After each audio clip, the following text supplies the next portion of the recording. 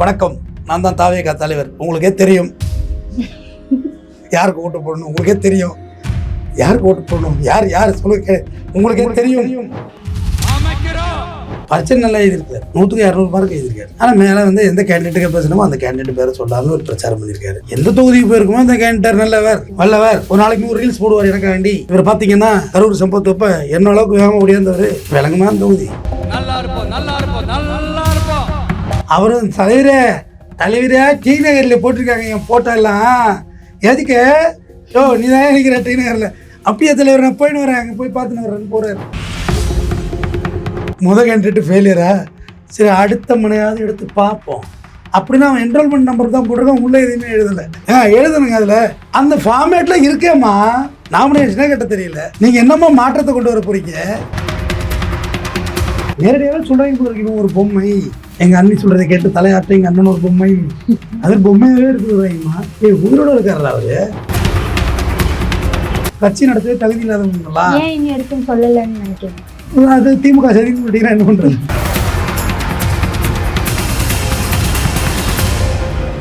காந்தம் மீடியா நேயர்களுக்கு வணக்கம். நான் உங்கள் விஜயாஸ்மின். இன்னைக்கு நம்ம கூட அட்வொகேட் RS தமிழ்வேந்தன் அவர்கள் தான் இருக்காரு. வணக்கம் சார். வணக்கம்மா. எப்படி சார் இருக்கீங்க? நல்லா இருக்கேன். உங்களதான் ஆளை காண வெயில்ல சார், வெயில் சுடுது, அதனால வர முடியல சார். விஜய் அவர்கள் தொடர்ந்து பிரச்சாரம் நடத்திட்டு தான் இருக்காரு, எல்லா இடத்துக்கும் போயிட்டு இருக்காரு. இந்த நெல்லை பிரச்சாரம் மாதிரி எதுவுமே வரல அப்படின்ற மாதிரி பேசிக்கிறாங்க. ஃபர்ஸ்ட் எப்படி இருந்துச்சு நெல்லை பிரச்சாரம் ஸ்பீச்? நல்லா இருந்தது. நெல்லை பிரச்சாரம் எப்படி இருந்தது? நல்லா இருந்தது. மக்கள் எல்லாம் வெயில் சுழு நடிச்சுது. அவர் நல்லா பேசினாரு. பரீட்சையெல்லாம் எழுதினாரு. மேலே வந்து அந்த என்ரோல்மெண்ட் நம்பர் ஒன்று இருக்கு பார்த்தியா, அதை போடாது விட்டார். பரீட்சை நல்லா எழுதியிருக்காரு, 100க்கு 200 மார்க் எழுதியிருக்காரு. ஆனால் மேலே வந்து எந்த கேண்டிடேட்டுக்கு பேசணுமோ அந்த கேண்டிடேட் பேரை சொல்லாமல் ஒரு பிரச்சாரம் பண்ணியிருக்காரு. விளங்குமான தொகுதி. எந்த தொகுதிக்கு போயிருக்குமோ அந்த கேண்டிடேட் நல்லவர் வல்லவர், ஒரு நாளைக்கு 100 ரீல்ஸ் போடுவார் எனக்கு வேண்டி. இவர் பார்த்தீங்கன்னா கரூர் சம்பவத்தப்ப என்ன அளவுக்கு வேகமாக முடியாதவர், அப்படி பேசணும்ல ஏதாவது. சார், ஒருவேளை போன வாட்டி நடந்த மாதிரி நடக்கக்கூடாதுன்னு சொல்லாமல் இருந்திருக்காங்கல்ல, ஏன்னா பேரை மாற்றி சொல்லிட்டாரு போகிற வாட்டி. இப்போதானே உளர ஆரம்பிச்சிருக்காங்க, இன்னும் எவ்வளோ உளர வேண்டியது இருக்கு. எல்லாரையும் பேசக்குள்ளே சொல்கிறாங்கல்ல, நம்ம ஒரு வார்த்தை தவற பேசிட்டா உளர்றாங்கன்னு. பேசுறது அவ்வளோ ஈஸியாக போயிட்டா என்ன சாதாரண விஷயமா என்ன? இப்போ தானே ஆரம்பிச்சிருக்காங்க. போக போக தெரியும் இந்த காளியோட ஆட்டத்தை இருந்து தானே பார்ப்பீங்க. அது மட்டும் இல்லாமல் கரூர் சம்பவத்தை வந்து அவர் மேலே வந்து கொண்டாந்து கட்ட பார்க்குறாங்க. அடா பாவி, இன்னும் கூட திருந்தலேடா நீ.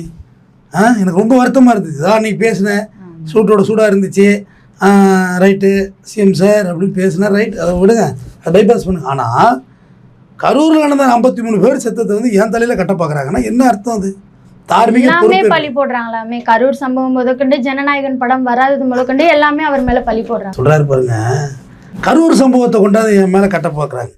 அவர் 2 வாட்டி பிரீத்திங் எடுத்துக்கிறார். எழுதி கொடுத்தோம், அப்படி தான் எழுதி கொடுத்துருக்கான். 2 வாட்டி மூச்சு எழுத்துங்க தலைவரை எழுத்துக்கிட்டாரு. அடுத்தது அது ஒத்து வரன்னு என்னடா பண்ணலாம் இந்த பையனுடைய 50 வயசு ஆகுது, அரைக்கிழம்பா முடிஞ்சு போச்சு, கேரியரே முடிஞ்சு போச்சு. கேரியர் உச்சர்கள் 50 வயசு, இன்னும் என்ன எத்தனை வருஷம் படம் அடிக்க முடியும்? அவர் இந்த பையனை என்ன பண்ணலான்னு, பையனா உன் பையன் தான் பையன், காசு கொடுக்காம ஏமாத்திருக்க போற, அந்த பிள்ளைக்கே கடன் கொடுத்தன்னு கணக்கு எழுதிருக்க போற, அந்த பையன் தான் பையன்.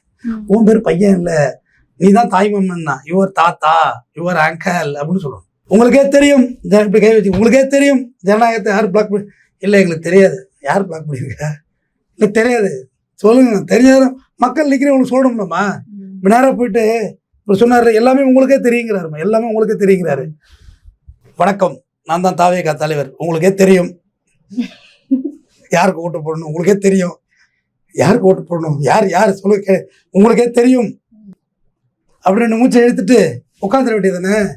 அதான் உங்களுக்கே தெரியுமே எல்லாம். ஒரு கட்சி தலைவன்னா நான் வந்தால் என்ன செய்வேன், என்னத்தை கயட்டுவேன், என்னென்ன செய்வேன், சினிமா துறையில் ஒரு பெரிய மாற்றத்தை உண்டு பண்ணுவேன், எல்லா டிக்கெட்டும் 50 ரூபாய்க்கு கிடைக்கிறது வழி பண்ணுவேன், சொல்லணுமா இல்லையா? தமிழில் பேர் வச்சா சப்சிடின்னு சொன்னார் கலைஞர் கருணாநிதி. அதெல்லாம் அற்புதமான விஷயம் தானம்மா. அதுக்கு தமிழில் பேர் வச்சாங்க. சார், அவர் தான் சொல்றாரு சார், அண்ணா எம்ஜிஆர் எல்லாம் நான் முன்னுதாரணமா எடுத்திருக்கேன், எடுத்ததெல்லாம் பண்ணுவேன்னு சொல்லிட்டு இருக்காரு. அப்படி அண்ணாவை பற்றி அண்ணாமலை பேசினாரு, அதை பற்றி வாயை திறக்கலைவர். விளாத்திக்குளம் மேட்ரிக்கோட ஸ்டாண்ட் என்ன? சாத்தாங்குளத்தில் 9 பேர் ஜட்ஜ்மெண்ட் தூக்குதல் கொடுத்துருக்காங்க, உங்கள் ஸ்டாண்ட் என்ன? இடையில ஒரு துப்பாக்கி ஃபயரிங் நடந்திருக்கு ஒரு பனை தொழிலாளி மேலே, அதுக்கு உங்கள் ஸ்டாண்ட் என்ன? சொல்லுங்கள். நாட்டில் அன்றாடம் நடக்கிறத பற்றி பேசுங்கம்மா. தினம் பாலியல் பலாத்காரமாக இருக்குது, அதுக்கு உங்கள் ஸ்டாண்ட் என்ன? வெயில் அதிகமாக நடிக்குது, இந்த வெயிலை தவிர்க்கிறதுக்கு என்ன உங்கள் ஸ்டாண்ட் வச்சுருக்கீங்க? தெர்மாக்குள் பெருமாள் மேலே விடுற மாதிரி ஆச்சு பிளான் சொல்லணும்லம்மா. மக்கள் உங்களுக்கு ஓட்டு போடணுமா இல்லையா? ஏதாவது சொல்லணும் புதுசாக. பெண்களுக்கு மாதாந்திரம் 1000 ரூபாய் வழங்குவேன். எதுக்கு வழங்குவேன்? இன்னும் 2000 வழங்குறேன், 5000 வழங்க, எதுக்கு வழங்க போகிறேன்? கல்விக்கு ஏதாவது செய்ய போகிறேன், குடிதண்ணியை வீட்டுக்குள்ள கொண்டு வர போகிறேன், ஏதாவது சொல்லணும்ல. எதுவுமே இல்லாமல் பேசிகிட்டு இருந்தாங்க. போய் மேடையில் மைக்கு கிடைச்சோன்னே ஜனநாயகன் படத்துக்கு யார் என்ன செஞ்சான்னு உங்களுக்கே தெரியும், யார் முடக்கணும்னு தெரியினார்ல. தெரியல, சொல்லணும்ல. சொல்லுங்கள், மத்திய அரசு பாஜகன்னு சொல்லுங்களேன். தைரியம் இல்லையா? பயமாக்குதா? பிஜேபி தான் பயமா? சார் அவர் தான் எலெக்ஷனுக்கு நான் நின்று ஜெயிச்சதுக்கு அப்புறம் எல்லாத்தையும் சொல்லுவேன்னு சொல்றாரு சார். ஜெயிச்சது சொல்லாததெல்லாம் கூட செய்வாராம். ஆமாம், அது கரெக்ட்.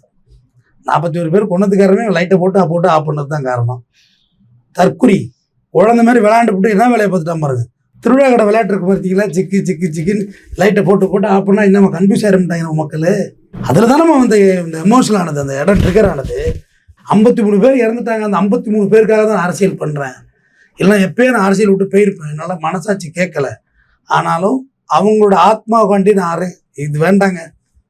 ஒரு மீட்டிங் ஆரம்பிக்கிறதுக்கு முன்னாடி முதல்ல நம்ம கட்சிக்காக வேண்டி இன்னுயிர் நீத்த அந்த 53 பேருக்கும் 1 நிமிடம் மௌன அஞ்சலி. அது ரைட்டு. இந்த அணில் கூட்டத்தை வச்சு மௌன அஞ்சலி இங்கே நடத்துறது நேராகவே நிற்க மாட்டானோ. இதில் பெரிய கூத்து ஒன்று திருநெல்வேலியில் போஸ்ட்மேன் இடத்துல தகர சீட்டு வச்சு கட்டிட்டாங்கம்மா. அதோட முள்ளை வெட்டி வச்சு கட்டுங்க.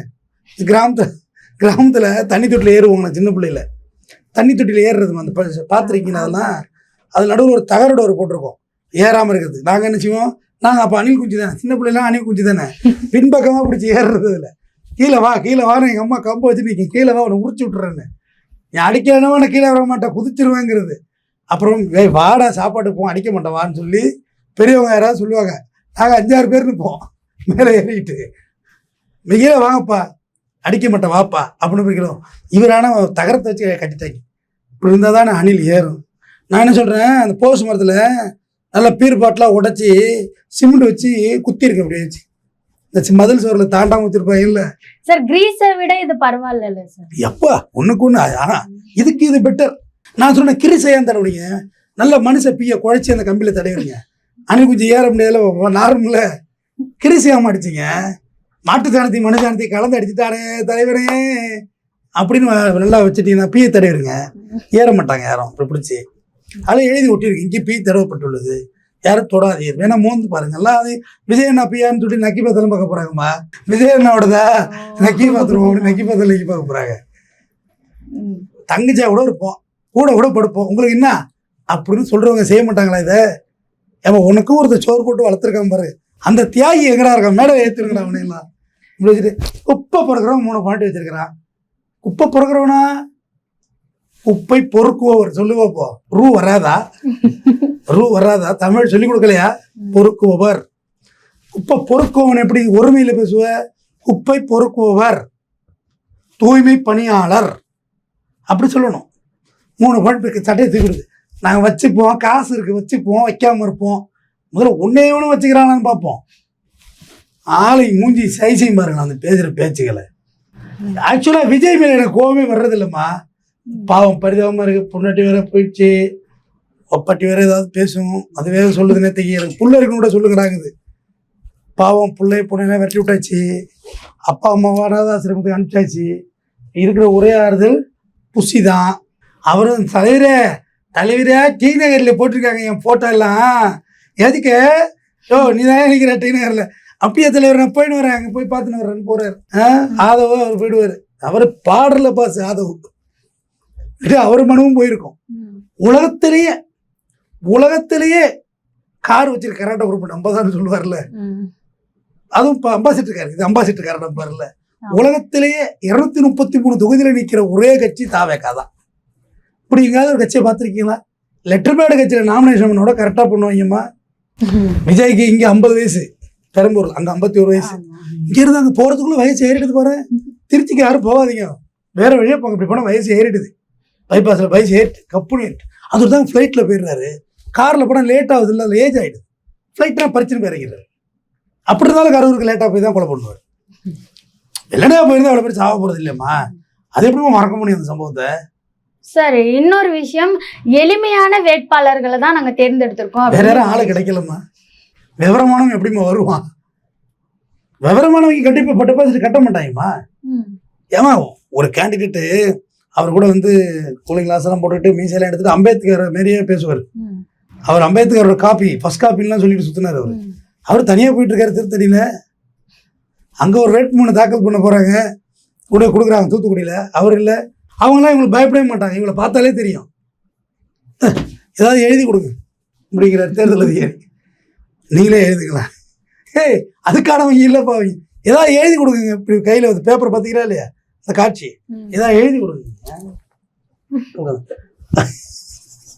அவங்களோட ரியாக்ஷன் இருக்குல்ல, வேற லெவலு ஃபன்னு. ஏன்னா எதுவுமே எழுதாம கொடுத்தா எப்படி வாங்குறது? சரிம்மா, எடப்பாடியில் ஒரு கேண்டிடேட் போட்டீங்க தாவேக்கால, அது தள்ளுபடி ஆகணும், சப்ஸ்டியூட் ஒன்று போடுவாங்க. ஒருவேளை அதாவது ஒரு கட்சிக்கு 5 டம்மி கேண்டிடேட் கூட நிப்பாட்டுவாங்க. குறைந்தபட்சம் ஒன்று போனால் ஒன்றுன்னு. ஆனால் ஒன்றே போகல மற்ற கட்சிகள்லாம். அதிமுக ஒன்றே போகல, முதல் ஆளுக்கே அடி. ஏன்னா அவ்வளோ கிளாரிட்டியோட பதிவு பண்ணுறாங்க. இவங்க வந்துட்டு கேண்டிடேட் ஃபெயிலியரா, சரி அடுத்த மனையாவது எடுத்து பார்ப்போம் அப்படின்னா அவன் என்ரோல்மெண்ட் நம்பர் தான் போட்டிருக்கான், உள்ளே எதுவுமே எழுதலை. சார் உங்கள் அப்பா பேர் என்ன சார் சொல்லுங்க, எழுதணுங்க. அதில் தகப்பனார் பெயர், தந்தை பெயர், இப்படி இருக்கணும். அது அந்த ஃபார்மேட்டு, அந்த ஃபார்மேட்டில் இருக்கேம்மா. நீங்கள் என்னம்மா மாற்றத்தை கொண்டு வர போறீங்க? நாமினேஷனே கட்ட தெரியல. அதுக்கு ஒருத்தர் அன்னைக்கு சொல்கிறாரு, அவர் தாவே காப்போட இருக்கு, தெரியாதனமா நானும் வாயை கொடுத்துட்டேன். தெரியாதனமா இல்லை, தெரிஞ்சுதான் வாய் கொடுத்தேன். எந்த லெவலுக்கு ஒரு பேர் பார்ப்போம். நாங்கள் இப்போ தான் வந்திருக்கோம், இனிமேல் ஒன்று ஒன்றா பண்ணுவோம். ஸோ எலெக்ஷன்யா 4 அட்வொகேட்டை வச்சு விவரமாக வச்சு அந்த ஊரில் அரசியலில் பழந்துன்னு கொட்டை போட்டு வரப்பான். அவங்கள பிடிச்சி வச்சு எழுதி கேட்டாலும் எழுதி கொடுக்க போகிறாங்க. ஏம்மா தாலுக்கா ஆஃபீஸ் வாசலில் உட்காந்து மனம் எழுதுறாங்கல்லம்மா, அவங்கள்ட்ட கொடுத்தா எழுதி கொடுத்துருவாங்கம்மா. 5 நிமிஷத்துக்கு வேலை எழுதி கொடுத்து 2000 பணத்தை கொடுத்தா மகிழ்ச்சியாக எழுதி கொடுத்துருவாங்க. அவங்க வேலை அதுதானே. இவங்களுக்கு தாலுக்கா ஆஃபீஸே எழுதி தெரிஞ்சா தானே போலீஸுக்கு கொடுக்குறேன்னு சொல்லி தேர்தல் ஆணையத்துக்கு கம்ப்ளைண்ட் கொடுக்குறாங்க. எனக்கு ப்ரொடெக்ஷன் வேணும், அது வேணும்னு சொல்லி ஆளுநர் கொடுக்குறது பதில் வேற மாநில ஆளுநருக்கே கொடுத்துட்டாங்க. இப்போ ஸ்டேட் டு ஸ்டேட்டு டைரெக்டாக. இந்த பவர் ஸ்டார் சந்தானம் இன்னொருத்தர் அவர் கூட டாக்டர் இருந்தார், மியூசிக் கற்றுக்கு போவார்.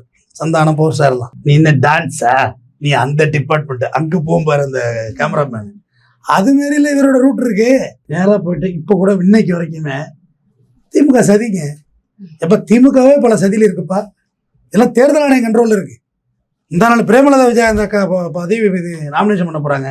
உள்ள தேர்தல் யார் 4 பேருக்கு மேலே எப்படி உள்ளே வந்தீங்க? வெளியே போகும்போது வெளியே போனால் ஃபார்ம் வாங்க வந்தது. அப்புறம் பிரேமலதாக்கு ஓயப்பா அதான் சொல்கிறாங்கல்ல, நான் வேற சொல்லி அசிங்கப்படுத்துருமா என்னைய?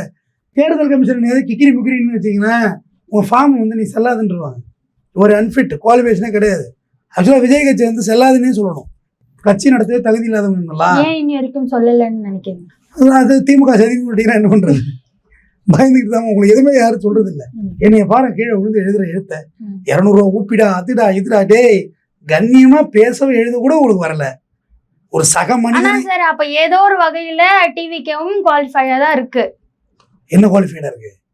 அரசியல் கட்சிக்கு தகுந்த மாதிரி தான் இருக்கு. அதனாலதான் இன்ன வரைக்கும் சொல்லல. என்னதான் தற்கொலைத்தனம் பண்ணாலும் அம்மா பள்ளிக்கூடத்துக்கு தலைமை ஆசிரியரும் போவார், வாத்தியாரும் போவார், வாட்ச்மேனும் போவார். நீ வாட்ச்மேனை விட்டு பாடம் எடுக்கக்கூடிய வாட்ச்மேனோட வேலை வேறம்மா, வாத்தியாரோட வேலை தலைமை ஆசிரியரோட வேலை. போலீஸ் ஸ்டேஷன் இருக்குல்ல, அது ஆயாமா டெய்லி வந்து கூட்டி முறவாசம் பண்ணிட்டு தண்ணி கூட பிடிச்சி வைக்கும். அதை அதிகாரி ஆக்கிடுவியா நீ? இன்ஸ்பெக்டர் ஆக்கிடுவியா? இவங்க வேலை வேற, அவங்க வேலை வேற. யாருமா இது? சும்மா தமாசு வேடிக்கை பார்த்துட்டு இருக்காங்க. ஆனா சார் நீங்க இப்படி எல்லாம் சொல்றீங்க. டிவிகே சைட்ல இருந்து என்ன பண்ணிருக்காங்கன்னா, நேர்ல தான் பரப்புரை பண்ண விட மாட்டீங்க, நாங்க வந்து இன்னொரு டம்மி பொம்மை மாதிரியே கூப்பிட்டு வந்து பரப்புரை பண்ணுவோம், அதுல இருந்து எங்களுக்கு ஓட்டு வரும்னு சொல்றாங்க. ஒன்றும் சொல்றதுக்கு இல்லை. ஆர்கே நகர் தொகுதியில இந்த புரட்சி தமிழச்சி மாவீரி செல்வி ஜெயலலிதா அவர்களை டெட்பாடி மாரி வச்சு காலு கீழே வச்சு இல்லாமல் ஓட்டு கேட்டார். பாதி வரைக்கும் பச்சை கலர் புடவை கட்டி ஓபிஎஸ் டீம்ல இருந்தாங்க. அப்போ அது யாருன்னா மாஃபை பாண்டியராஜன் அவர் பேர். அவர் கம்பெனி பேர் தான் மாஃபை, அவர் பேர் பாண்டியராஜன். அவர் தேமுதிக இருந்தவர், பாஜக இருந்தார், இப்போ அதிமுக இருக்காரு, மந்திரியோட இருந்தார் தமிழ் வளர்ச்சித்துறையில். அது பெரிய விமர்சன பொருளாச்சுமா. நாம ஒரு வெட்ட வெளிச்சத்தில் வண்டிக்கு முன்னாடி ஒரு பொம்மையை வச்சு அப்படியே காலில் இல்லாத மாதிரி போத்தி எடுத்துகிட்டு வந்து அது எவ்வளோ பெரிய விமர்சன பொருளாகும். இது எலெக்ஷன் கமிஷனே சொன்னிச்சு, இது வந்து விதிமுறைக்கு மீறல் நீங்கள் செய்கிற வேலைன்னு. இப்போ அதே தான் இவங்களும் செஞ்சுருக்காங்க. விஜயை பொம்மை ஆக்கிட்டாங்க. செத்து போயிட்டாருன்னு விஜய் ஊரோட தானே இருக்காரு. அது ரைட்டு, பொம்மைன்னு நேரடியாகவே சொல்கிறாங்க போல இருக்கு. ஒரு பொம்மை, எங்கள் அண்ணி சொல்கிறத கேட்டு தலையாட்ட எங்கள் அண்ணன் ஒரு பொம்மைன்னு அது பொம்மையாகவே எடுத்துக்கிறாங்கம்மா. உயிரோட இருக்காருல்ல அவருக்கு இப்படி செலவு வச்சு அசிங்கப்படுத்துறீங்க. கட் அவுட் கூட வைக்கலாமா? கட் அவுட் வைப்பாங்க. கட் அவுட்லாம் இப்போ இல்லை அந்த கல்ச்சர். ஆனால் வண்டியில் வச்சு கேட்குறது இப்போ தான் முதல் முறையாக நான் பார்க்குறேன். மாப்பா பாண்டியராஜன் செஞ்சது, மாஃபை பாண்டியராஜன் செஞ்சது பெரிய விமர்சனம் பொருளாச்சு. அந்த அம்மாவை அசிங்கப்படுத்திட்டாங்கன்னு சொல்லி இப்போ அவரை அசிங்கப்படுத்திட்டாங்க. அந்த அசிங்கத்து பிறகாவது நீங்கள் வந்து செய்யாமல் இருக்கணும்ல இந்த வேலையை. நன்மை தெரிந்தவர்களால் உனக்கு ஆபத்து வராது. தீமை தெரிஞ்சவன்ட்டு நீ கிட்டவே போக மாட்டேன். ஆனால் நன்மை தீமை தெரியாத தருதலை கிட்ட ஜாக்கிரதையாக இருக்கணும். அவன் என்ன செய்வான்னு தெரியாது, என்ன ரியாக்ட் பண்ணுவான்னு தெரியாது. ஒரு கட்சி தலைமை உனக்கு பயந்து கிரீஸ் அடிக்குது, தகரம் அடிக்கிறாங்க. அது மட்டும் இல்லாமல் ஒருத்தன் பாக்ஸ் மேலே ஏறி நிற்கிறா, தம்பி கீழே இறங்கு, தம்பி கீழே இறங்கு. அதை வச்சு பூனை நாக்குட்டிலாம் வச்சு மீம்ஸ் போட்டிருந்தாங்க, ரோல். அப்போ கீழே இறங்குறி. அன்னைக்கு சீமான் மீட்டிங்கில் யாரோ ஒருத்தன் மேலே இருந்தான். பைத்தியம் இறங்கு, பைத்தியம் கீழே மேடையிலம்மா, பைத்தியம் இறங்கு கீழே, லூசு பேல இறங்குனா கீழே அப்படின்னு அப்படியே இறங்கிட்டாப்புல அந்த பையன். கீழே வச்சு குத்திருப்பாங்க, மேலே ஏறுறாங்க. தம்பியை கீழே இறங்கு, இறங்கினா தான் நான் முத்தம் தருவேன்னா என்ன சொல். இந்த சீமான் சொன்னது நல்லா இருந்தது இல்லை, டேய் நீ உங்களால் தான்டா 41 பேர் கரூரில் மெரிப்படி செத்துட்டாங்க. தற்குறிகளா? சும்மாவோட தற்குறி அடியிலுக்கிறான், இறங்கடா கீழே முதல்ல படவா. அவன் என் கட்சியே கிடையாது, உனக்கு திமுக தான் அனுப்பியிருக்கு. அந்த நாய் மேலே எஃப்ஐஆர் போடுங்க அப்படின்னு சொல்லியிருக்கணும்ல. சொல்லுமா, கொஞ்சம் கூட உன் பேச்சை கேட்கலாம். நீங்கள் தான் ஊருக்கு இருச்சான் பிள்ளையார அண்டிக்கிற மாதிரி சரி திமுக தான் ஆள் அனுப்பிச்சு சொல்லிட வேண்டியது தானே வழக்கம் போல. அவர் உணர போறாரு, உங்களை யார் அனுப்பிச்சது? என்னையும் திமுக தான் அனுப்பிச்சது சார், நீங்கள் கட்சி தலைவர். No no no no no இது மாதிரி பேச சொல்லிட்டு திமுக கன்ஃபியூஸ் பண்ணிடுச்சுன்னு நான் தனியாக வந்திருக்கேன் அப்படின்னு சொல்லுவார்ல. பிறந்ததுலேருந்தே ரொம்ப பாசக்காரரு, ஷை டைப், அதனால அவருக்கு அந்த மாதிரி ஹார்டா பேசலாம் வராதுன்னு சொல்றாங்க சார். அவங்களோட எது வரும் அப்புறம் எது வரும்னு சொல்லுங்கம்மா, அதை ட்ரை பண்ணுவோம். அவருக்கு வந்து அதை சொல்லுங்க, அதை ஃபாலோ பண்ண சொல்லுவோங்கிற. நடிப்பு வராது. உங்கள் அப்பா ஒரு வீட்டை விற்று படம் எடுத்திருக்காரு, அவரே அனாதாசிரமத்தை கொண்டு விட்டார். கொண்டாட்டி பிள்ளையே ஆகாது, குட்டையே வச்சே கூடாது. வேற என்ன ஆகும் உனக்கு? பனையூர்ல நீ என்ன பண்ணுது? பெரிய மதுளை கட்டுருக்கு, உள்ளே என்ன பண்ணுது? ஆமா, எதுக்கு முதல் கட்டுவாங்க? ஜெயிலுக்கு தான் முதல் கட்டுவாங்க. உள்ள என்ன பண்ற நீ அப்புறம் என்ன பண்ணுது? ஏஜிஎஸ் கல்பாத்தி ஆகாரம் கல்யாணத்துக்கு ஜோடி போட்டு போவோம் இன்னொருத்த விட்டு பொண்ணோட. டிவிகே சம்பந்தப்பட்ட நிறைய விஷயங்களை பகிர்ந்ததுக்கு. டிவிகே பத்தி நம்ம பேசுறோம், ஒரு கழகத்தை பத்தி பேசுறோம். அது பெரிய கழகம், அது தமிழக வெற்றி கழகம். தொடர்ந்து பேசுவோம். வெற்றி பேர்ல மட்டும் இருக்கு, கழகத்துக்கு இல்லை. நன்றிம்மா.